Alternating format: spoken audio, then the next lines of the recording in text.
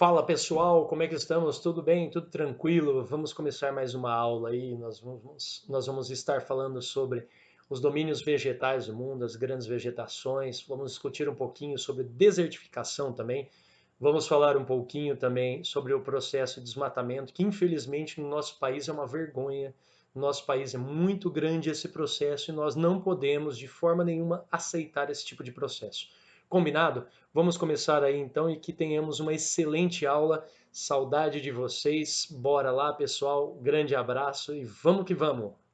Bom, então estamos aqui agora para falar sobre vegetações mundiais, mas antes de tudo temos que falar aquele de sempre, o salve salve imprescindível, tchararã, o matinal. Bom dia! Bom dia, Bom bom dia! dia! Bom dia! Aê, bom dia a todos vocês. Ai, ai, ai, agora sim, hein? Agora estamos juntos. Vamos falar sobre vegetações mundiais, os grandes domínios vegetais do mundo, correspondente à aula 20 e 21 de vocês. Certo, pessoal? Começando aí, vamos falar das grandes paisagens vegetais. Bom, essas grandes paisagens vegetais, pessoal, elas são divididas, elas são feitas, né, da seguinte forma, usando este primeiro critério, que são as suas dimensões. Como assim as suas dimensões? As áreas que elas abrangem, a região que ela ocupa, as dimensões mesmo, as medidas delas, né? E a outra é o porte das árvores. Como que é a composição dos portes? Né? Se elas são florestas, bosques, subbosques, arbustivas, herbáceas e aí vai. Tudo bem, então? E aí nós temos este mapinha maravilhoso aqui. Este mapinha, ele descreve para vocês todas as paisagens vegetais principais do mundo. Não quer dizer que não tenha outras. Por exemplo, aqui nesse meião aqui do Brasil, que também não aparece nada, nós temos a savana, né? Que se você observar bem, ele é dessa mesma cor aqui, ó. A savana no Brasil é chamada de cerrado. Tudo bem? Então, na aula que eu tive uma vez em sala de aula, há muito tempo atrás, né? Os alunos falam assim, professor, mas por que esse não tem cor? Sim, esse tem cor, ele tem cor da savana aqui, ó, tá certo? Então, bora lá, continuando. Pessoal, principais formações. Como que nós dividimos essas principais formações? Elas são divididas da seguinte forma. Elas são as arbóreas ou florestadas. Então, qual é o predomínio delas? Predomínio de grande porte, ó, detalhe aqui, ó, grande porte, que integram as florestas. Que floresta? Floresta amazônica, floresta do Congo, a floresta lá da Malásia, e aí vai. Por exemplo, nós temos as arbustivas. Quem são as arbustivas? Caracterizadas por árvores de médio porte. Arbustos, né? Como o caso das savanas africanas, ou então até mesmo do cerrado brasileiro. Importante. E aqui, pessoal, nós temos também as herbáceas. Quem são essas herbáceas? O que isso caracteriza, né? Predominam vegetais de pequenos portes, também conhecidos como vegetação rasteira ou gramíneas, típicas de áreas campestres. Aqui no Brasil nós temos o caso dos pampas gaúchos. Eu coloquei os pampas gaúchos para caracterizar, mas no Quênia Guartelá, que se Deus quiser nós vamos lá para o Quênia, nós vamos fazer o trabalho de campo lá ainda esse ano, né, lá para outubro, se Deus quiser vai dar tudo certo. No Quênia, você também tem o predomínio de campos lá, mas não existe só campos. Lá no Quênia também você tem outros tipos de vegetações, certo? Então, vamos continuar aí. Então, aqui eu quero destacar para vocês esses três tipos principais, arbóreas ou florestadas, arbustivas e herbáceas. Joia?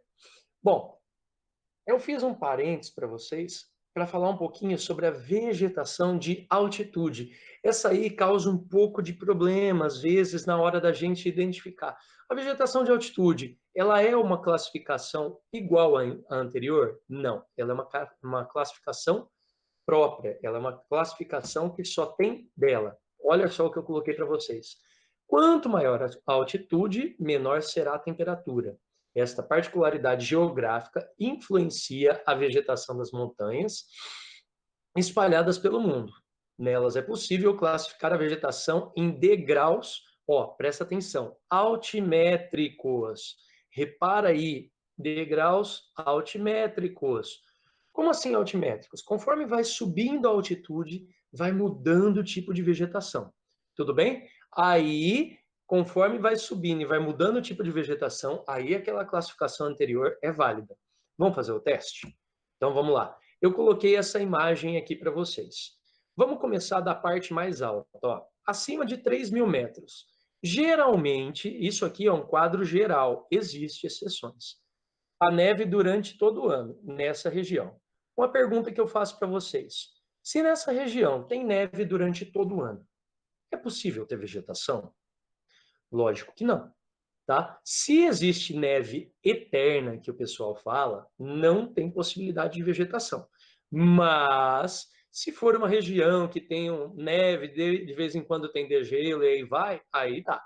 Por exemplo, nós vamos ter esse segundo passo aqui, ó, entre 2.000 e 3.000 metros. Então, é chamado de escombros. Altas pastagens, perdão, altas pastagens. São paisagens vegetais, tudo bem?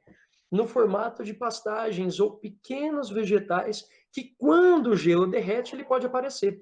Ou, às vezes, tem regiões do mundo que nem gelo tem, simplesmente fica frio. Joia? Nós vamos ver alguns exemplos aqui, tudo bem? Mais para frente. Depois nós temos um segundo tipo.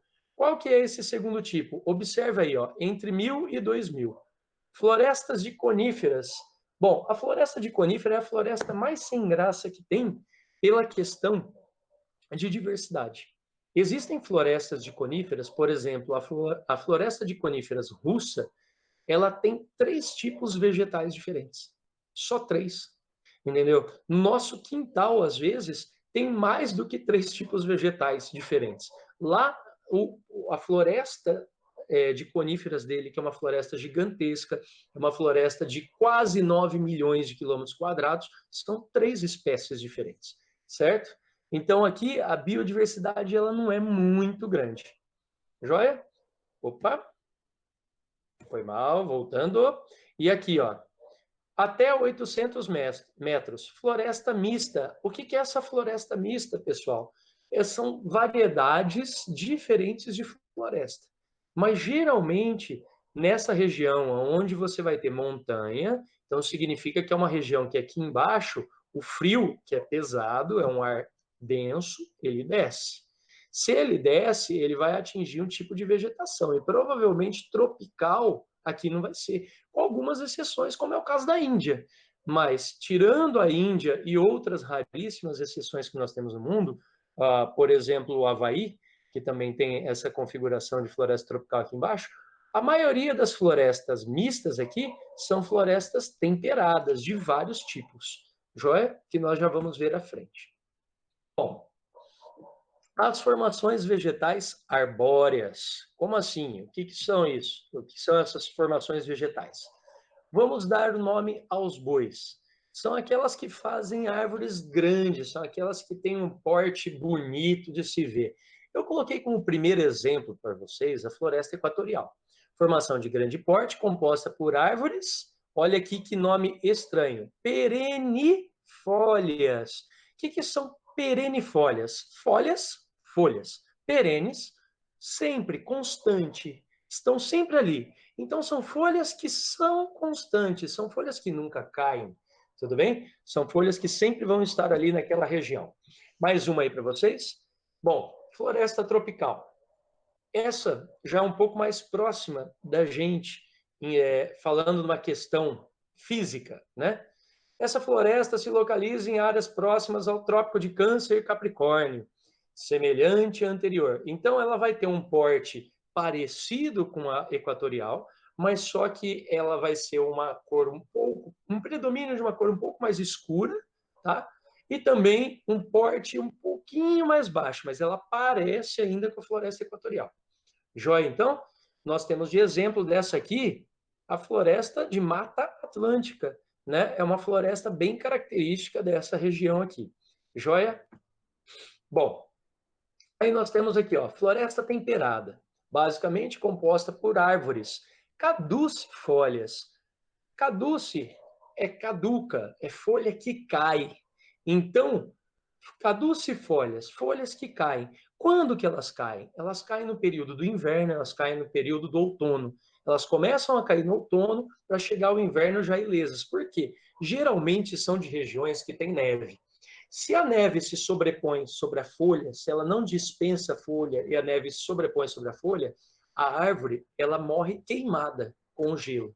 Olha que interessante, certo? Por isso, a folha entra em estado de dormência, ela vai hibernar, né? E ela vai ficar ali, folha, com uma sensação, com uma aparência de morta. Quando entra a primavera, todo aquele gelo, aquela neve em volta, começa a derreter. O gelo derretendo, ele vira água. Ele virando água, ele ativa a planta. Ativando a planta de novo, despertando a planta, ela começa a brotar. Por isso que a primavera é a época da renovação, do renovo, das flores, das folhas mais bonitas, novas, tudo mais. Certo? E nós temos aqui também a floresta boreal e de coníferas. Boreal, é sempre bom lembrar. O que é boreal? Boreal, setentrional, é a mesma coisa que norte. Então, quando eu falo floresta boreal, eu estou falando floresta do norte. É importante. Por isso que a aurora boreal, aurora, nascer do dia, nascer do sol. Boreal, no norte. Então, é nascer do sol. Se não vai ter aurora boreal na Antártica. Na Antártica chama aurora austral. Austral, meridional e sul é a mesma coisa. Então, floresta boreal, vocês já podem deixar isso fixo na cabeça. Floresta boreal é a floresta do hemisfério norte. Não existe floresta boreal no hemisfério sul. Isso é uma pegadinha que os vestibulares fazem, moçada. E os alunos caem fácil, fácil. Porque eles estudam a floresta boreal, a composição, que elas são parecidas com coníferas, pinheiros, etc. Tal, mas só que eles esquecem que ela só se localiza no norte. E no vestibular, eles pegam uma latitude ao sul aproximada com a do norte, vamos supor, 60 graus sul, perto da Antártica, a vegetação é floresta boreal, verdadeiro ou falso? O aluno vai lá e coloca verdadeiro. Está errado. Ali não é floresta boreal. Joia? Tudo bem? Ali se chama floresta temperada. Você pode trocar o nome para uma floresta temperada mesmo. Joinha? Tranquilo? Por que não pode usar boreal? Né? E se for esse estilo de boreal? Simples, pessoal. Para o sul, nós não temos esse tipo de vegetação aqui presente. Todas que nós temos aqui, inclusive os pinheiros que a gente usa aqui no Paraná, na Clabinha, etc., são espécies invasoras, tá? Que depois a gente comenta sobre isso aí. Então, ó, composta por árvores caducifólias, que são as que perdem as folhas, que é a mesma aqui, ó, da floresta temperada, tudo bem? E aciculifoliadas. Acicule é de agulha, de ponte aguda, folheada, folha. Pouco densa e bastante homogênea, aquilo que eu estava comentando com vocês. Né? É uma floresta, mas sem graça. Para você fazer reflorestamento aqui, você consegue. No Canadá, por exemplo, a primeira faixa de floresta de coníferas, lá no Canadá, que ela é uma faixa que se estende por todo o Canadá no sentido leste-oeste, e no sentido norte-sul ela tem mais ou menos 1.500 quilômetros de extensão. Aí o canadense vai lá e fala assim, eu reflorestei a minha floresta de coníferas. Sim, claro, a floresta de coníferas deles tem um exemplar. Então, o que, que eles fazem lá? Eles estão usando muito papel, eles já estão na nossa frente. Em vez de usar plástico, eles estão usando bastante coisa feita de papel, de celulose. Então, para cada árvore que eles tiram no Canadá, eles plantam duas da mesma espécie. Pô, aí fica fácil. Aí você tem um reflorestamento. Agora, vai reflorestar uma Mata Atlântica, que tem 5 milhões de anos. Vai reflorestar uma floresta amazônica, que tem 4 milhões de anos. Eu quero ver você conseguir fazer o reflorestamento com uma floresta que tem uma diversidade superior a 2.000 espécies vegetais a cada quilômetro. Não dá, fica difícil, é complicado, certo? A cada quilômetro quadrado, perdão, né? Então é complicado. Mas quando a floresta é mais homogênea, aí você tem essa possibilidade do reflorestamento, certo? Então, qualquer dúvida que tiverem, vão anotando. Ao final, vocês vão me perguntar, certo? Então, vamos lá, pessoal. As formações vegetais arbustivas. Então, agora a gente deixou as árvores, agora vamos falar dos arbustos. Atenção! Vamos começar com o primeiro aí, vegetação mediterrânea. Formação de porte médio e presença dominante de vegetais, olha ali, ó, olha que nomezinho, ó, xerófilos. O que é xerófilos? Xerófilos são vegetais que eles se adaptam a uma... eu coloquei aqui embaixo, ó, adaptam a vida em um ambiente mais seco, pessoal. Isso é fácil, né? A gente pode dar de exemplo o cacto, ou plantas que transformaram as suas folhas através de um processo evolutivo em espinhos. Beleza? E o segundo exemplo de formações arbustivas, nós temos a savana, né, que é o nome mundial para o nosso cerrado. Então, por isso, quando o gringo chega aqui no Brasil, ele olha e fala, nossa, que savana bonita. Você olha para ele e fala, savana? Não, isso não é savana. Isso aqui é cerrado, né? E savana e cerrado têm o mesmo significado. Joia? Então, vamos lá. Formação de porte médio, composta de arbustos e subarbustos, caducifólios. Como assim? Você vai ter o arbusto e você vai ter um arbusto mais baixo que fica abaixo, que fica na sombra desse outro arbusto, certo? E eles são caducifólios. Como assim? Eles também perdem as folhas dele em determinados períodos do ano. Pensa comigo, o cerrado ele fica 6 meses com muita chuva e 6 meses de estiagem, pouca chuva ou nenhuma. Tem partes do Brasil, no cerrado, que ficam até 4 meses sem cair uma gota d'água. Em compensação, quando está no verão, essa mesma parte chove todo dia. Então, a planta do cerrado, ela tem que fazer o quê? Ela tem que fazer uma adaptação. Quando está com muita água, ela tem folha. A hora que está terminando a água, a hora que não tem tanta água, ela dispensa as folhas para evitar perder umidade pelas folhas para o ambiente, certo? Bom, em meio a algumas árvores e vegetações rasteiras, sempre importante destacar para vocês que na savana, essa vegetação rasteira são aquelas gramíneas, né? É só você pensar no leão, que ele fica abaixado para pegar os animais na savana. É só você pensar, por exemplo, no nosso cerrado, né? Quando o pessoal vai fazer aquele processo ridículo de correntamento, né? Ou correnteação, que eles falam, porque não existe esse nome, né? É colocar uma corrente num trator, uma corrente, a outra ponta da corrente no outro trator, numa área de 20 metros mais ou menos, uma corrente bem grossa, e eles vão fazendo o correnteamento. Eles vão passando a correntada assim. E com isso, pelo solo ser arenoso, ser pobre e a raiz pouco profunda, né, da vegetação do cerrado, eles acabam se esparramando, certo? Eles conseguem tirar todas as vegetações e transformar toda aquela região do cerrado em pasto, tá? Beleza, então? Mas isso aí depois a gente discute aí. É típica das regiões intertropicais. O que é intertropicais? São regiões entre os trópicos. Ó, eu coloquei isso aqui a título de revisão, ó, intertropicais. Onde é forte a alternância climática entre as estações chuvosas e secas, que é o que nós estávamos falando até agora há pouco. Então não esqueça, esse tipo de vegetação, ele suporta grandes períodos de seca e grandes períodos de enchente, de umidade. Muita chuva. Combinado? Bora lá para o próximo, então, moçada. As formações vegetais herbáceas. Ó, repara, saímos de árvore, arbusto, agora herbáceas. Tá? O que são essas herbáceas? Vamos dar de exemplo a pradaria. Cara, presta muita atenção. Essa tela aqui, ao final dela, ela vai contemplar a dúvida de muitos de vocês. Pradaria. Formação herbácea encontrada nas latitudes médias e altas. O que são latitudes médias e altas? Então, 30 graus, 40 graus sul para frente, até 90 graus. Não, 90 não é muito, até 80 graus. E a mesma coisa para o norte, de 30 a 80 graus norte. Beleza? As pradarias, elas são típicas de áreas frias e relativamente, ó, repara aqui, ó, relativamente úmidas. No caso aqui do Brasil, eu citei os pampas como uma forma de pradaria, para vocês marcarem, memorizar. Pô, pradaria, pampas, para vocês terem uma ideia. Mas só que ela é bem comum no hemisfério norte, tá? Aqui para nós, no Brasil, ela não é tão comum. Na Argentina tem bastante, ali na região do Chile tem também, né? Mas ela é muito mais comum, ela é muito mais presente, no Uruguai tem também, né? Ela é muito mais presente no hemisfério norte. Feito? Steps. O pessoal geralmente fala assim, Estepes e pradarias. E entrega para Deus, né? Mas olha aqui, ó. Estepes, formação herbácea, também. Encontrada também em latitudes médias e altas. Pô, então são iguais? Típicas de áreas relativamente mais áridas, não são iguais, ó. Úmidas, áridas, tá vendo aqui, ó? Áridas e úmidas.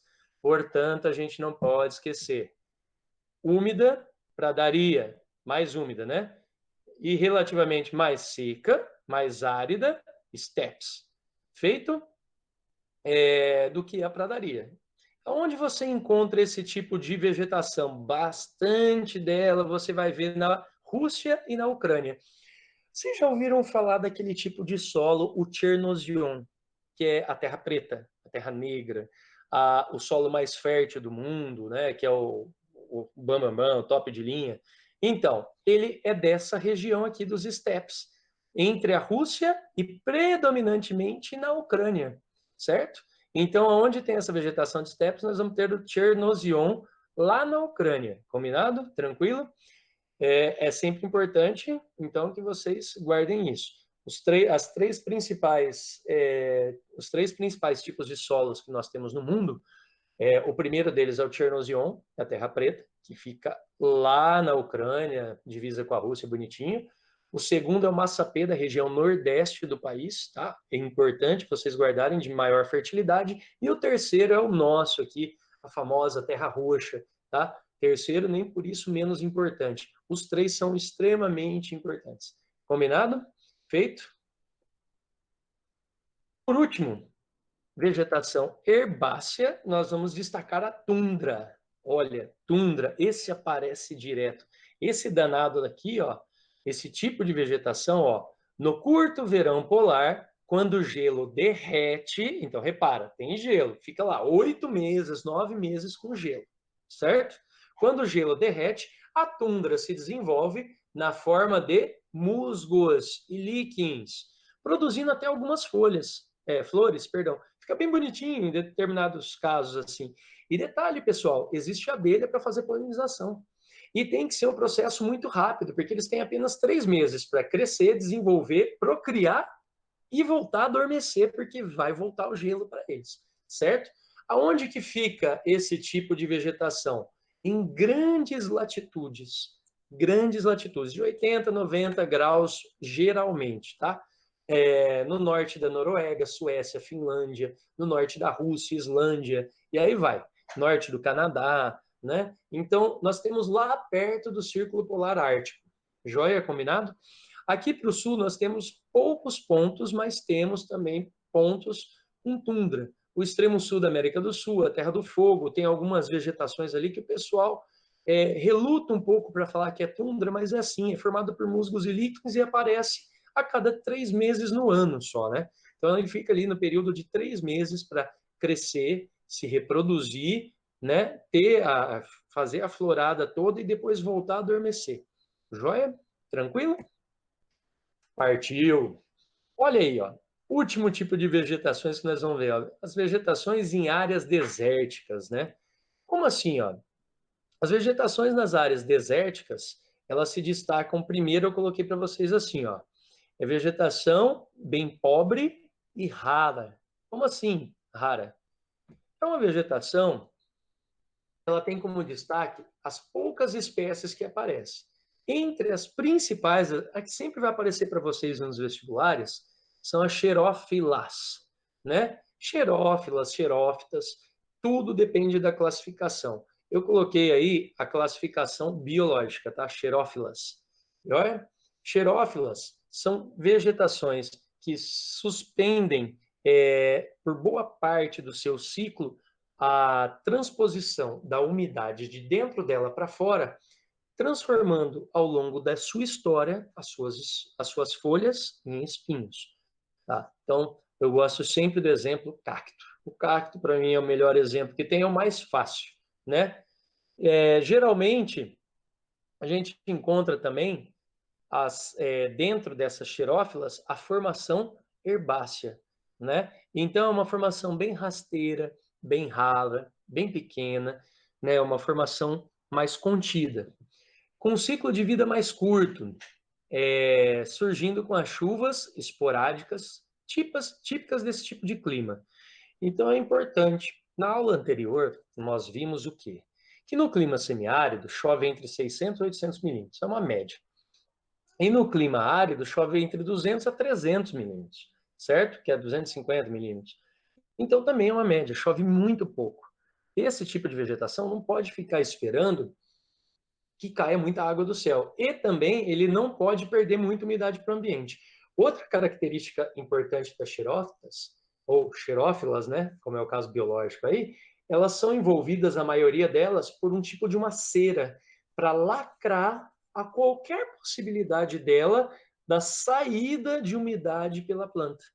Então é interessante, quando você pega em determinados cactos que tem espaço para pegar e não tem espinho, você vai ver que ele tem uma textura diferente, né, na estrutura, na composição dele. Aquilo ali é como se fosse uma cera que impede a transpiração da planta. Joia?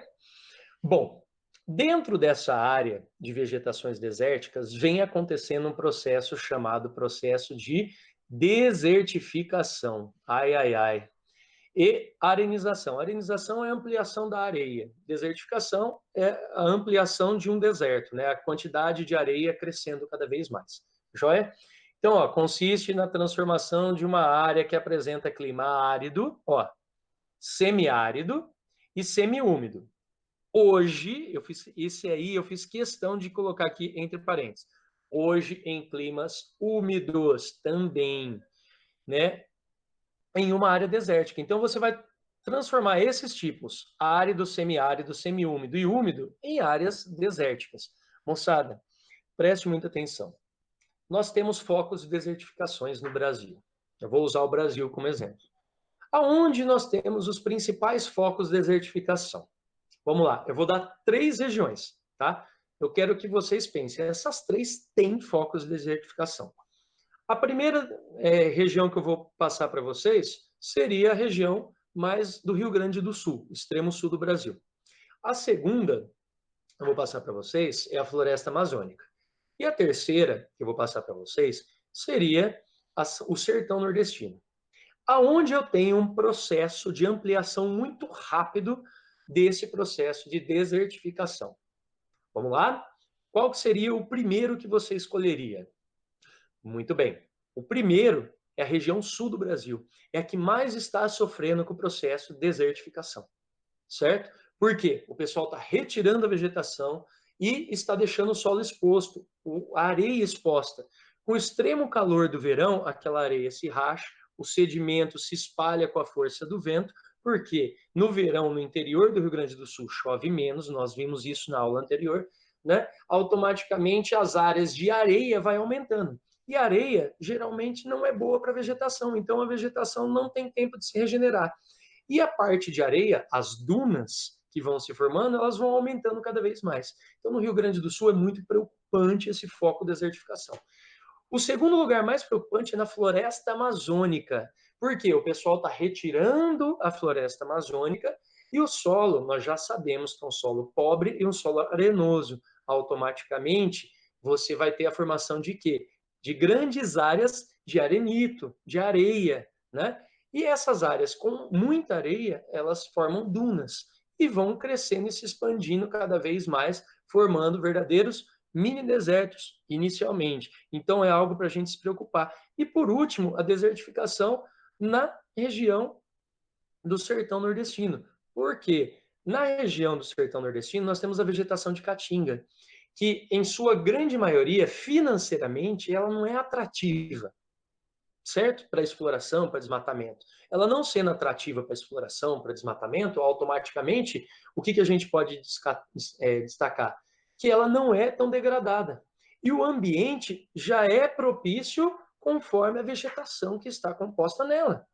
Então, sofre desertificação o sertão nordestino? Sim, sofre bastante, mas não tanto quanto essas outras 2 regiões extremas, a região norte e a região sul do Brasil. Combinado? Tranquilo? Pessoal, a última perguntinha aí para vocês que eu vou fazer, aí eu vou abrir para aquele nosso famoso debate aí, certo? E o desmatamento?